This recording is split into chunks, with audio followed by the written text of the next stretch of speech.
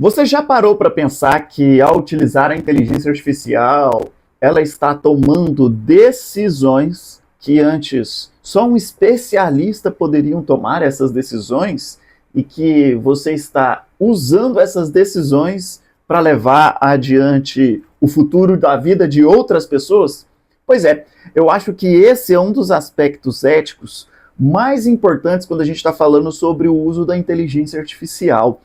A IA, ela não é algo que carrega, que é feito do nada, né? Ela não pensa a partir do zero. Assim, talvez, como nós humanos, né?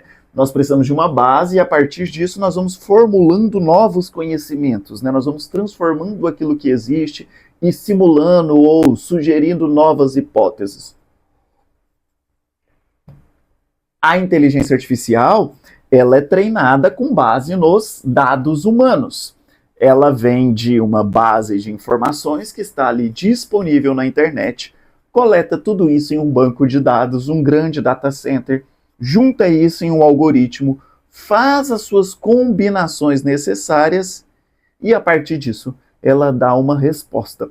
E essa resposta vai cada vez mais carregar um viés para te agradar. Um viés que agrade a pessoa que está dando o comando para ela, porque ela vai acumulando as informações das suas conversas, o seu histórico com a sua ferramenta de inteligência artificial. Independente se você está usando o Gemini do Google ou o ChatGPT ou qualquer outra ferramenta de inteligência artificial.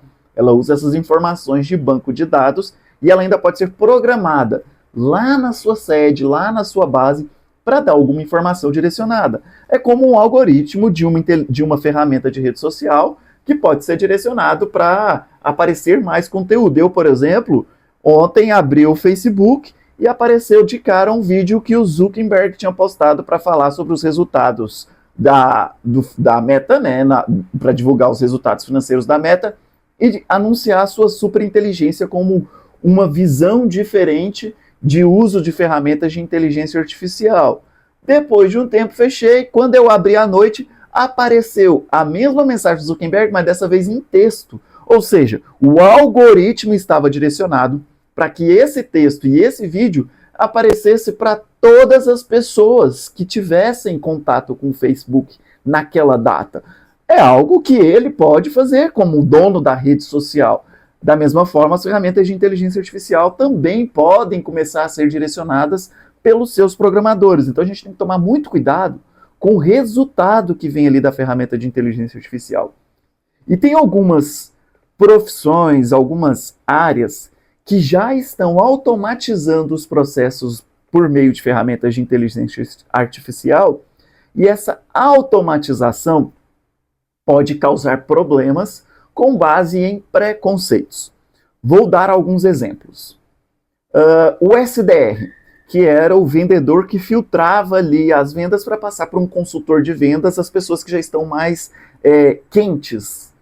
Ele vai colocar uma série de parâmetros, né? Você vai programar uma série de parâmetros na sua ferramenta de inteligência artificial que vai analisar o seu cliente com base apenas naqueles dados, sim ou não, e a partir disso ele vai passar, conforme a resposta, para o consultor de vendas. Mas o SDR, que tem um pouquinho mais de malícia, que tem uma veia comercial um pouquinho melhor, poderia perceber que um cliente com pequeno desvio ou um cliente que não atende a certo parâmetro é um potencial cliente para ser repassado para o consultor de vendas. Eu digo isso pela minha experiência enquanto líder comercial durante décadas em empresas de educação, tanto no meio físico quanto no meio virtual. Ao mesmo tempo, eu digo também, já trabalhei em RH, foi onde eu comecei a minha carreira. E hoje, a maioria das empresas está utilizando ferramentas de inteligência artificial para filtrar currículos. E a partir disso, ele já elimina candidatos com base em uma série de preconceitos. Conceitos que foram colocados na ferramenta e que, em lugar de se avaliar o candidato, se avalia o que foi colocado ali naquela ferramenta de inteligência artificial. Por outro lado, já existem ferramentas de inteligência artificial que são feitas para poder agradar essas ferramentas. Ou seja, se você utilizar uma boa ferramenta e construir um bom currículo, ele vai passar no filtro do chat GPT, que foi criado naquela automação ali pelo RH, e você vai conseguir chegar na etapa de entrevistas. Hoje, se você abrir o LinkedIn, você vai ver os dois lados de uso.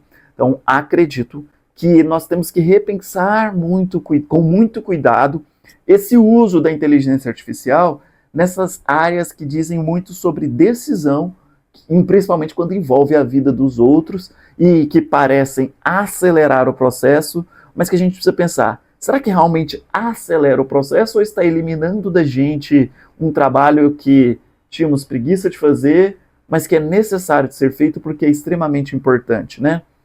E é aí que vem a grande sacada que eu passo, por exemplo, para os meus alunos no ecossistema Odisseia, né? Seja na minha mentoria, seja nos meus programas gravados, ou seja até na biblioteca de prompts. Você precisa aprender a dominar a máquina, porque quando você domina a máquina, você está apto a atuar nos dois lados. Você está apto a conseguir, abre aspas, driblar as ferramentas de inteligência artificial que poderiam te excluir de algum momento, mas você também estará apto para conseguir utilizar dessas ferramentas da melhor maneira. E por estar dentro do ecossistema Odisseia, a gente ainda vai passar por longos debates para poder entender o que é ético, o que não é ético, o que pode ser utilizado e o que não seria justo de ser utilizado. Vocês gostam de café? Eu adoro café. E é por isso que eu acredito que não dá para poder utilizar a ferramenta de inteligência artificial simplesmente para ser o mais rápido. Você precisa saber o que está fazendo. Você precisa saber como configurar e o que pode dar de errado nessa configuração.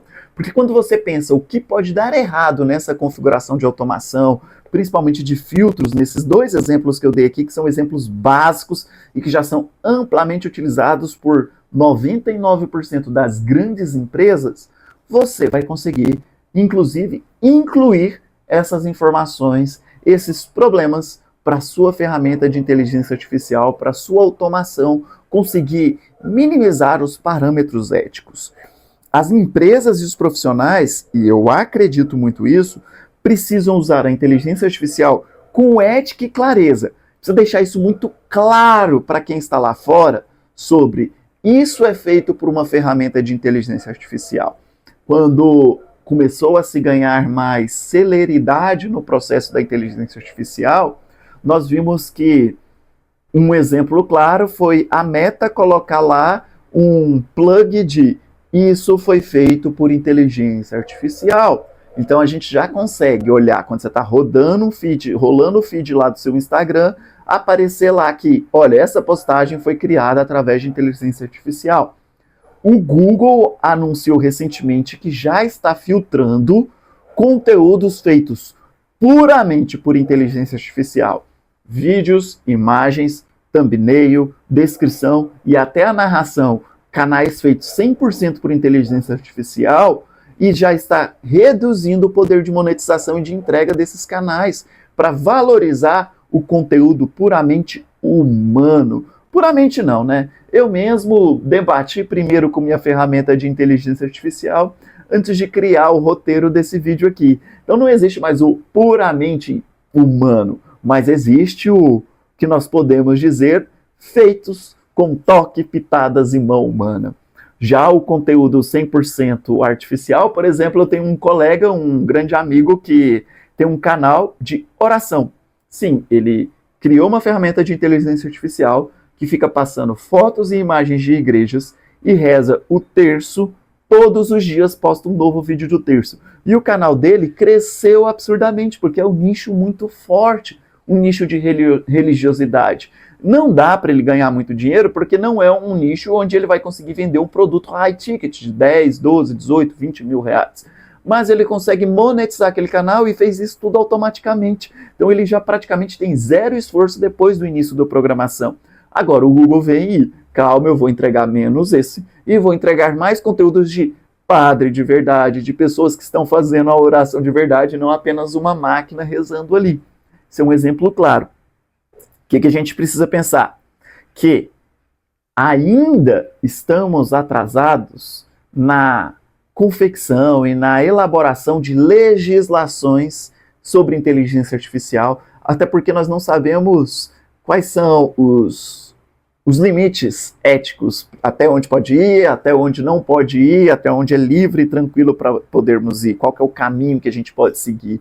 Então, quando a gente está atrasado num parâmetro de inteligência artificial, num parâmetro legal para criar limites, a gente vai testando e vai continuando e vai continuando. E para isso é que eu faço a chamada.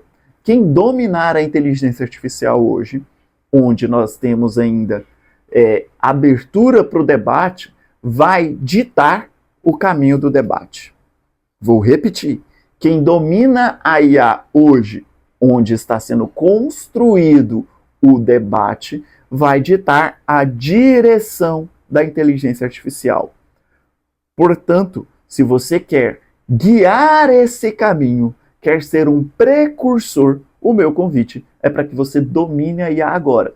Tem um link aqui na descrição desse vídeo com os meus programas para que você possa conhecer um pouco mais e entender qual caminho que eu preciso seguir para dominar a inteligência artificial antes que chegue alguém que domina ela e me substitua de uma vez por todas no mercado de trabalho. Por fim, eu quero fazer uma provocação para você. Onde você acredita que a inteligência artificial já está atuando hoje, que ela não deveria atuar, que você acha que está errado? Me conta aqui nos comentários, talvez esse seja o tema do meu próximo vídeo, para que eu possa debater cada vez mais os aspectos éticos da inteligência artificial. Bora nessa!